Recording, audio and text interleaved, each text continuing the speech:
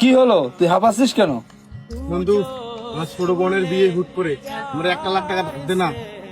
কাকে বললি, আমাকে? হ্যাঁ বন্ধু, তোরেই কইলাম। না রে বন্ধু, আমার কাছে টাকা নেই। কিছুদিন আগেই একটা ফ্ল্যাট কিনলাম। বন্ধু, আমি ওরে কইলাম না কেন জানিস? কারণ ও কিছুদিন আগে ওর মায়ের চিকিৎসার কারণে অনেক টাকা খরচ হয়েছে, এই জন্য ওরে আমি কইলাম না। কি বলিস বন্ধু, আমরা ছোট থেকে একসঙ্গে বড় হয়েছি। আজকে তোর বোনের বিয়ে আর আমি সাহায্য করব না? তোর বোন মানেই তো আমার বোন। আমার যা আছে সবগুলো দিয়ে তোকে সাহায্য করব। এই নে আমার আইফোনটা আর বাইকটা বিক্রি করে বিয়েটা সেরে ফেল। বন্ধু শোন, আমার অনেক বড় ভুল হয়ে গেছে রে। আমার কাছে টাকা থাকা সত্ত্বেও আমি তোকে টাকা দেইনি। তুই আমাকে মাফ করে দে। বন্ধুত্বের মানে আমি বুঝতে পারি নাই। সেলিম আমার ভুল ভাঙাই দিছে। তোর বোনের বিয়েতে যা যা খরচ লাগে সব আমি দেব।